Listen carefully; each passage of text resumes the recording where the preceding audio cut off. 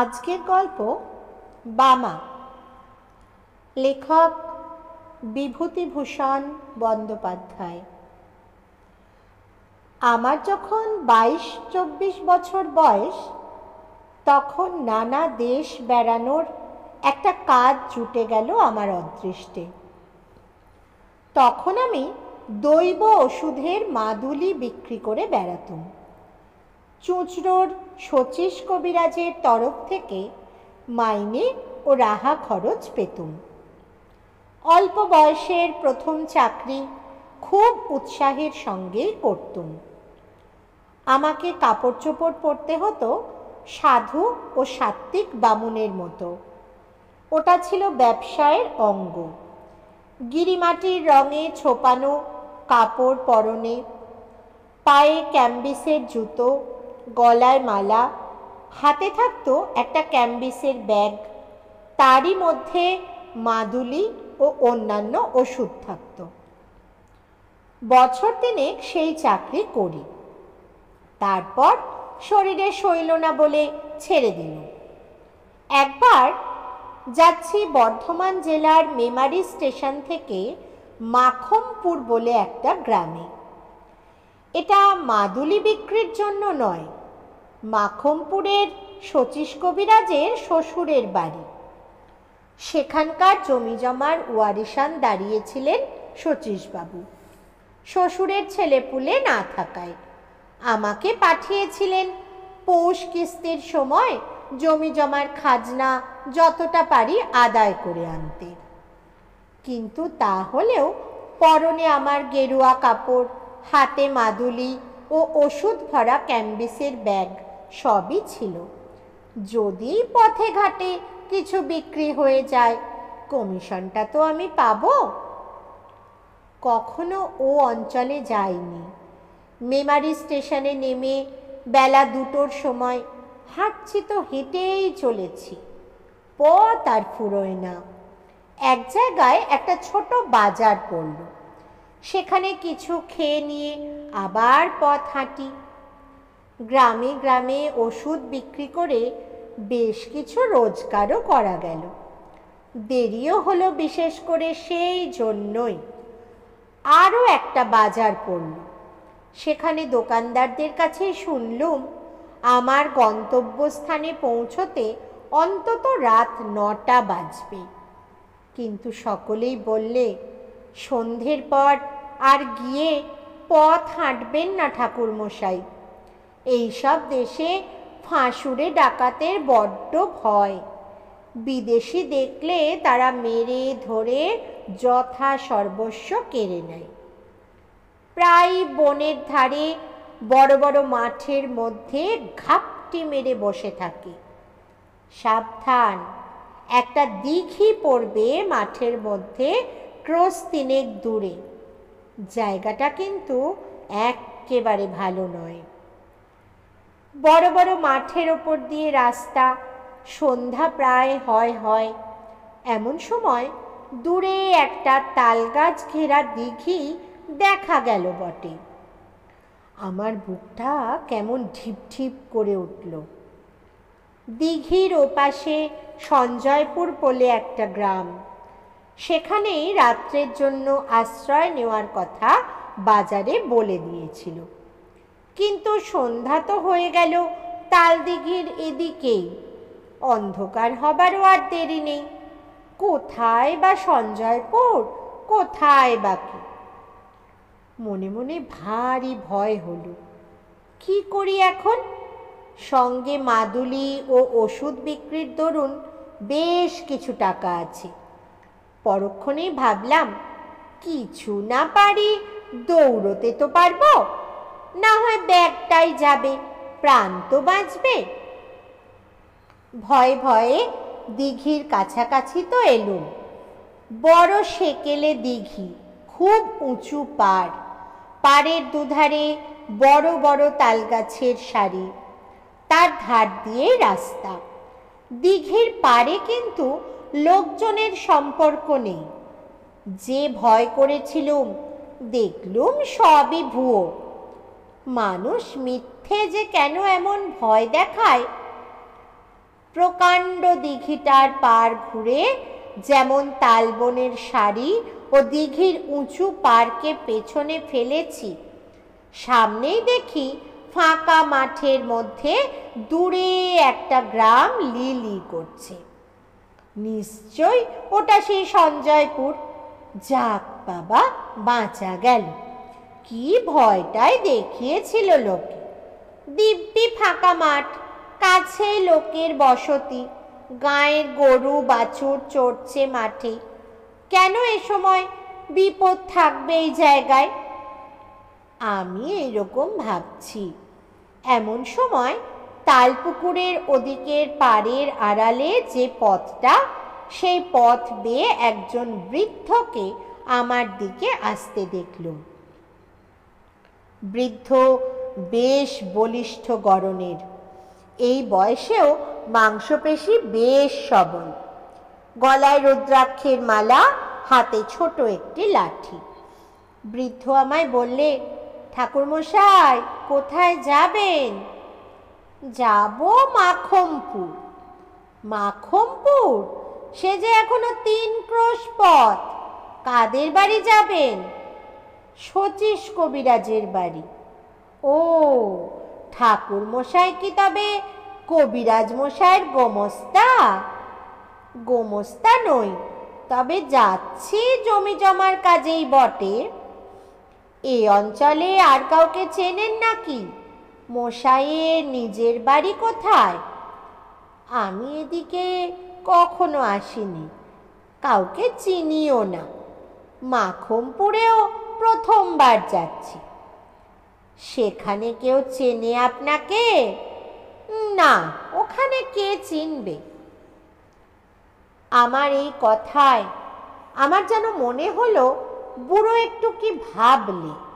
তারপর আমায় বললে, কিছু যদি মনে না করেন তাহলে একটা কথা বলি। রাত্রে আজ দয়া করে আমার বাড়িতে পায়ের ধুলো দিন না। আমরা যাতে বারুই, জল আচরণীয়, আপনার অসুবিধে হবে না। চণ্ডী মণ্ডপের পাশে বাইরের ঘর আছে, সেখানে থাকবেন, রান্না বান্না করে খাবেন। আসুন দয়া করে। আমি বৃদ্ধের কথায় ভারী সন্তুষ্ট হলুম। সত্যিই তো, সেকালের লোকেরা অন্য ধরনের শিক্ষায় মানুষ। অতিথি অভ্যাগতদের সেবা করেই এদের তৃপ্তি। বৃদ্ধ এই প্রস্তাব না করলে রাঢ় অঞ্চলের অজানা মেঠো পথ বেয়ে এই সুমুখ আঁধার রাতে আমার যেতেই তো হতো মাখমপুরে 3 ক্রোশ পথ হেঁটে। গ্রামের পূর্ব প্রান্তে বড় মাঠের ধারে বৃদ্ধের বাড়ি। বৃদ্ধের নাম নফরচন্দ্র দাস। আমি চণ্ডী মণ্ডপে গিয়ে উঠতেই একটা কুকুর ঘেউ ঘেউ করে উঠল। কুকুরের এই ডাকটা আমার একদম ভালো লাগলো না। এর আমি কোনো কারণ দিতে পারবো না, কিন্তু এই কুকুরের চিৎকারে যেন একটা ছন্ন ছাড়া অমঙ্গলজনক অর্থ আছে। মঙ্গল সন্ধ্যায় কোনো গৃহস্থ বাড়িতে আসেনি, যেন শ্মশান ভূমিতে এসেছি। বৃদ্ধের বাড়ি দেখে মনে হলো বেশ অবস্থাপন্ন গৃহস্থ। বাড়ির উঠোনে সারি সারি 3টে বড় বড় ধানের গোলা, গোলার সঙ্গে প্রকাণ্ড গোয়াল ঘর, বলদ ও গাইয়ে প্রায় 20-22টা। অন্তঃপুরের দিকে 4খানা বড় বড় 8 চালার ঘর, বাইরের এই চণ্ডী মণ্ডপ ও তার পাশে আর একখানা কুঠরি। আমার কথাটা ভালো করে বুঝতে গেলে এই কুঠুরিটার কথা একটু ভালো করে শুনতে হবে।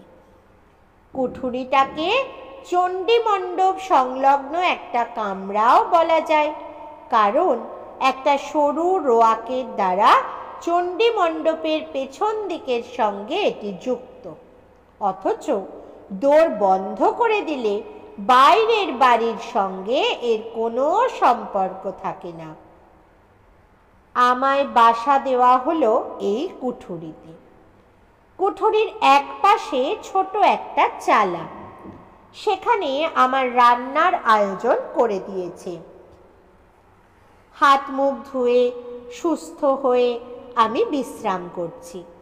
গৃহস্বামী এসে বললেন, ঠাকুরমশাই রান্না চাপান, আর রাত করেন কেন? আমি রান্না চালায় বসে রান্না চড়িয়ে দিতে যাচ্ছি। এমন সময় দেখি একটি বাড়ির বউ ভেতর থেকে এক গাছা ঝাঁটা হাতে এনে আমার রান্না চালার সামনে দিয়ে ঢুকলো আর ঝাঁট দিতে শুরু করল। কুঠুরির দরজা খোলা, আমি যেখানে বসে সেখান থেকে কুঠুরিটার ভেতর দেখা যায়। আমি দু একবার বিস্ময়ের সঙ্গে দেখলুম বউটি ঝাঁট দিতে দিতে আমার দিকে চেয়ে চেয়ে দেখছে। দু তিনবার বেশ ভালো করে লক্ষ্য করে মনে হলো বউটি ইচ্ছে করেই আমার দিকে অমন করে চাইছে। আমি তো দস্তুর মতো অবাক বনে গেলাম। ব্যাপার কি, সম্পূর্ণ অপরিচিতা মেয়ে, পল্লীর গৃহস্থ বধূ, এমন ব্যবহার তো ভালো কথা নয়। কি হাঙ্গামায় আবার পড়ে যাব রে বাবা। কর্তাকে কাছে বসিয়ে রাঁধতে রাঁধতে গল্প করব নাকি? এমন সময় বউটি ঝাঁট শেষ করে চলে গেল। কিন্তু বোধহয় 5 মিনিট পরেই আবার এলো। দেখে মনে হলো সে যেন খুব ব্যস্ত, উদ্বিগ্ন, উত্তেজিত। এবারও সে কুঠুরির মধ্যে ঢুকে এটা ওটা সরাতে লাগলো এবং আমার দিকে চাইতে লাগলো। তারপর হঠাৎ রান্না চালার দরজায় এসে চকিত দৃষ্টিতে চারিদিক চেয়ে কেউ নেই দেখে আমার দিকে আরো সরে এসে নিচু স্বরে বলল, ঠাকুরমশাই আপনি এখনই এখান থেকে পালান, না হলে আপনি ভয়ানক বিপদে পড়বেন। এরা সব ফাঁসুড়ে ডাকাত, রাতে আপনাকে মেরে ফেলবে। বলেই চট করে বাড়ির মধ্যে চলে গেল। শুনে তো আর আমি নেই, হাতের খুন্তি হাতেই রইল। সমস্ত শরীর দিয়ে যেন বিদ্যুৎ খেলে গেল, আর সারা হাত পা অবশ ও ঝিমঝিম করতে লাগলো। বলে কি, দিব্যি গেরস্ত বাড়ি, গোলাপালা, ঘর দৌড়, ডাকাত কিরকম। কিন্তু পালাবই বা কেমন করে? এখন বেশ রাত হয়েছে, সামনে চণ্ডী মণ্ডপে বৃদ্ধ বসে লোকজনের সঙ্গে কথা কইছে, ওখান দিয়ে যেতে গেলে তো তিনি সন্দেহ করবে। কাঠের মতো আড়ষ্ট হয়ে গিয়েছি একেবারে, হাতে পায়ে জোর নেই, কিছু ভাববার শক্তি লোপ পেয়েছে। মিনিট 5 এমনি ভাবে কাটল। এমন সময় দেখি সেই বউটি আবার কি একটা কাজে কুঠরির মধ্যে ঢুকে খোলা দরজা দিয়ে আমার দিকে চেয়ে দাঁড়িয়ে রইল। মেয়েটির কথা বলবার পূর্বেই আমি বললুম, তুমি যেই হও মা, তুমি পরম দয়াময়ী, বলে দাও কোন পথে কিভাবে পালাবো। বউটি চাপা গলায় বলল, সেই জন্যই তো এলুম, সব দেখে এলুম, পালাবার পথ নেই, ওরা ঘাঁটি আগলে রেখেছে। আমি বললুম, তবে উপায়? মেয়েটি বললে, একটা মাত্র উপায় আছে, তাও আমি ভেবে এসেছি। আমি এ বাড়িতে আর ব্রহ্ম হত্যা হতে দেব না। অনেক সহ্য করেছি, আর করব না। দাঁড়ান ঠাকুরমশাই, আর একবার বাড়ির মধ্যে থেকে ঘুরে আসি, নইলে সন্দেহ করবে। মিনিট 5 পরে বউটি আবার এলো। চকিত দৃষ্টিতে চারিদিকে চেয়ে বলল, শুনুন ঠাকুরমশাই, আমার উপায়ের কথা বলি। এই কটা কথা আপনি মনে রাখুন, মনে যদি রাখতে পারেন তবে আপনাকে বাঁচাতে পারব। আমার নাম বামা, আমি এ বাড়ির মেজ বউ। আমার বাপের বাড়ির গ্রামের নাম কুসুমপুর, জেলা বর্ধমান, থানা রায়না। আমার বাপের নাম হরিদাস মজুমদার, জ্যাঠামশাইয়ের নাম পাঁচকড়ি মজুমদার। আমরা দুই বোন। আমার দিদির নাম খান্তমণি। বিয়ে হয়েছে সামন্তপুর তেওটা, বর্ধমান জেলা। তার শ্বশুরের নাম দুর্লভ দাস। সবাই যাতে বারুই। আমার বাবা, জ্যাঠামশাই সবাই বেঁচে আছেন, কিন্তু মা নেই। আমার তখন বুদ্ধি লোপ পেতে বসেছে। যা বলে মেয়েটি তাই করে যাই। এতে কি হবে? বউটি কিন্তু একবার বাড়ির মধ্যে যায়, আবার 2 মিনিট পরে ফিরে এসে আমায় তালিম দিয়ে যায়। মনে আছে তো? জ্যাঠামশাইয়ের নাম কি? আমি বললুম, হরিদাস মজুমদার। না না, পাঁচকড়ি মজুমদার। বাবার নাম হরিদাস মজুমদার। আমার দিদির নাম কি? শ্বশুরবাড়ি কোন গায়ে? খান্তমণি। শ্বশুরবাড়ি হলো, আপনি সব মাটি করবেন দেখছি, সামন্তপুর তেওটা। বলুন বলুন। সামন্তপুর তেওটা। শ্বশুরের নাম রামযদু দাস।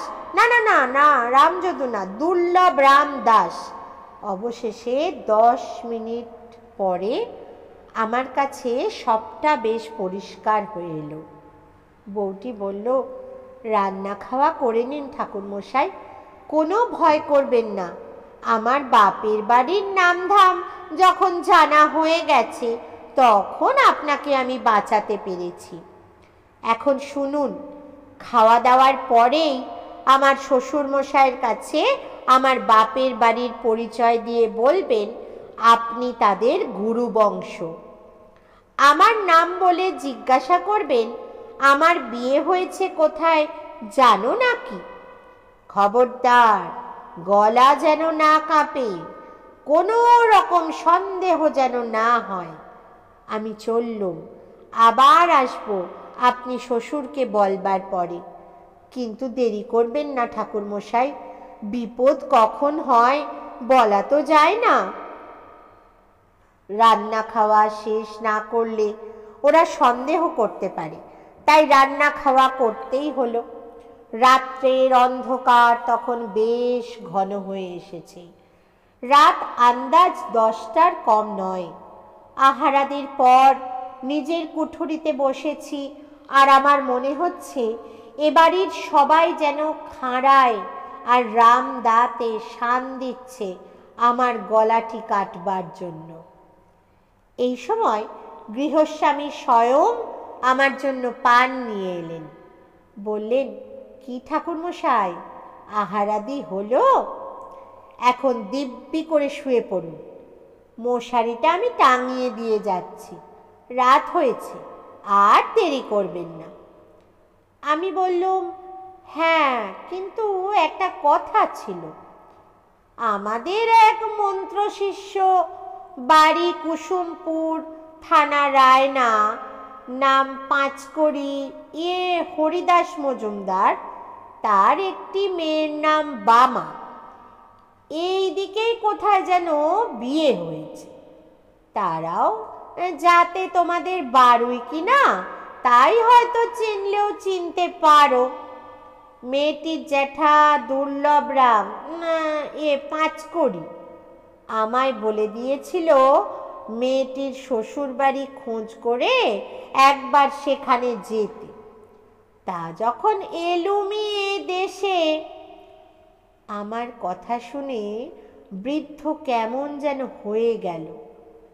আমার দিকে অবাক হয়ে চেয়ে বললে, কুসুমপুরের হরিদাস মজুমদার, বামা, আপনি তাদের চিনলেন কি করে?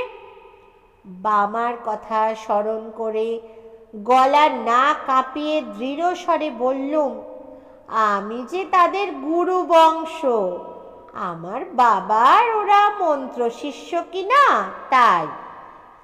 বৃদ্ধ তাড়াতাড়ি বললেন, বসুন, আমি আসছি। আমি একটা কুঠুরির মধ্যে বসে রইলুম। সন্দেহ ও ভয় তখনও কিছুই যায়নি। আর এরা যে গুরুদেবকে রেহাই দেবে তাকে বলতে পারে। কিছুক্ষণ পরে বৃদ্ধ ফিরে এলো। পেছনে পেছনে সেই বধূটি। আর একজন সন্ডা মার্কা গোছের যুবক এবং একজন প্রৌঢ় স্ত্রীলোক, সম্ভবত বৃদ্ধের স্ত্রী। বৃদ্ধ বললে, এই যে বামা, ঠাকুরমশাই, আমারই মেজ ছেলের সঙ্গে এই আমার মেজ ছেলে শম্ভু, গড় করো সব। মেজ বৌমা, দেখো তো চিনতে পারো কিনা একে। চমৎকার অভিনেত্রী বটে বামা, অদ্ভুত অভিনয় করে গেল বটে।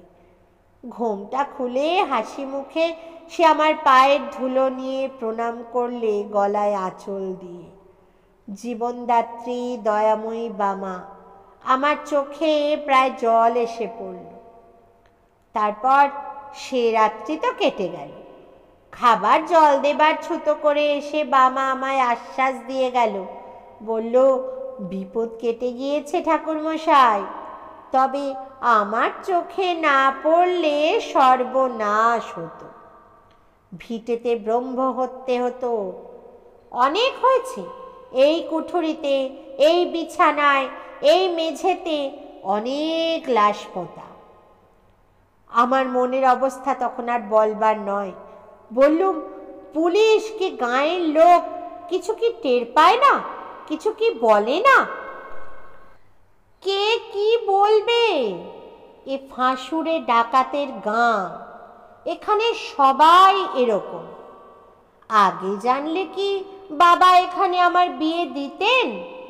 বিয়ের পর সব ধরা পড়ে গেল আমার কাছে। এখন আমার একটি সন্তান হয়েছে, এই পাপ ভিটে বাস করলে তার অকল্যাণ হবে। কিন্তু কি করি? ওকে বারণ করি, কিন্তু ওই বা কি করবে বলুন তো? মাথার ওপর শ্বশুরমশাই রয়েছেন, পুরনো ডাকাত দাদারা রয়েছে। নিন, আপনি ঘুমিয়ে পড়ুন বাবা ঠাকুর, আর কোনো ভয় নেই। সকাল হলো। বিদায় নেবার সময় বৃদ্ধ আমায় 5 টাকা গুরু প্রণামী দিলে। বামাকে আড়ালে ডেকে বললুম, তুমি আমার মা, আমার জীবনদাত্রী। আশীর্বাদ করি মা, চির সুখী হও। বামার মতো বুদ্ধিমতী নারী জীবনে আর আমার চোখে পড়েনি। কতকাল হয়ে গেল, এই বৃদ্ধ বয়সেও সেই দয়াময়ী পল্লী বধূটির স্মৃতিতে আমার চোখে জল এসে পড়ে। শ্রদ্ধায় মন কানায় কানায় পূর্ণ হয়ে যায়।